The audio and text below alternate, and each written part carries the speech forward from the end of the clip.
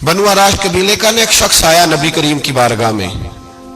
किस तरह आया जरा पस मंजर सुनिएगा। वो कहता है मैं छोटा सा बिजनेसमैन था, तो मैं ना थोड़ा थोड़ा काम करता था।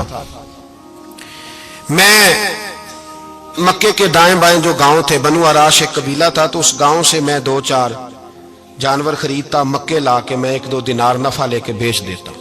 व्यापारी कहते हैं हम अपनी जुबान में, तो कहते मेरा ये कारोबार था। एक दफा मैं 2 ऊंट लेके मक्के आया, तो मक्के में मैंने शोर सुना कि यहाँ एक जादूगर है, माज़अल्लाह साहिर है, काहिन है, उसके करीब कोई ना जाए। कहते ये शोर मैंने सुना। मैंने कहा चलो नहीं जाते। कहते वो 2 ऊंट मैंने बेचे तो मेरी कम नसीबी देखो कि बेच मैंने अबू जाल के हाथ दिए।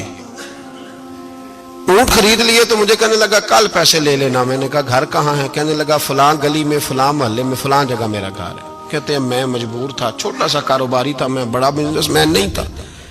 अगले दिन मैं उसके घर गया, मैंने कहा पैसे, तो कहने लगा कल आना।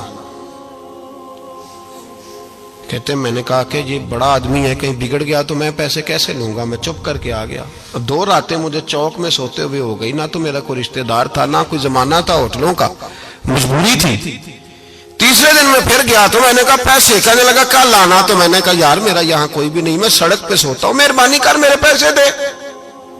और मैं इतना बड़ा आदमी भी नहीं, हो सकता है मेरे पास किराया भी ना हो, मेरे पैसे दे मैं जाऊं।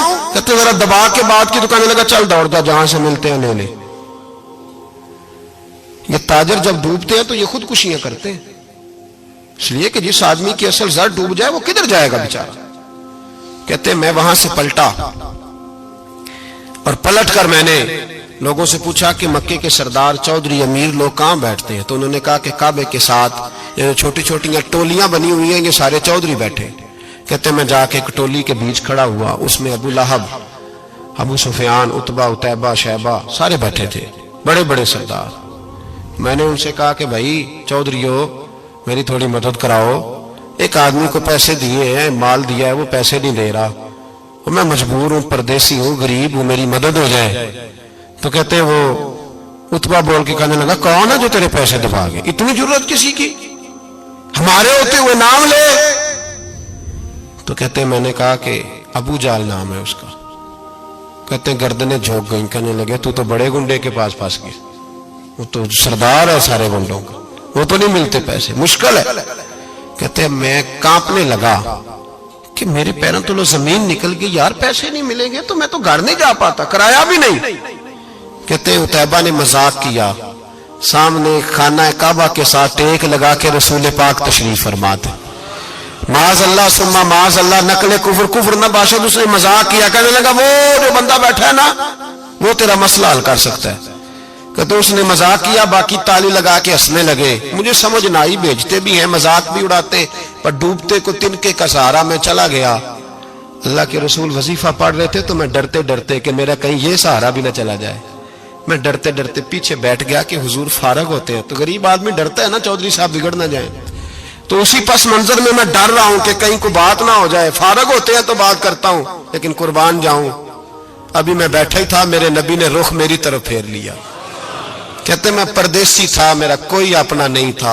2 जुमले नबी पाक ने कहे और मुझे यूं लगा कि बिछड़ी हुई मां मुझे मिल गई है। 2 जुमले नबी पाक ने, पहला जुमला फरमाया भाई परदेसी लगते हो, और दूसरा जुमला कहा परेशान लगते हो। कहते हैं मेरे आंसू यूं निकले जैसे नहरें बहती हैं।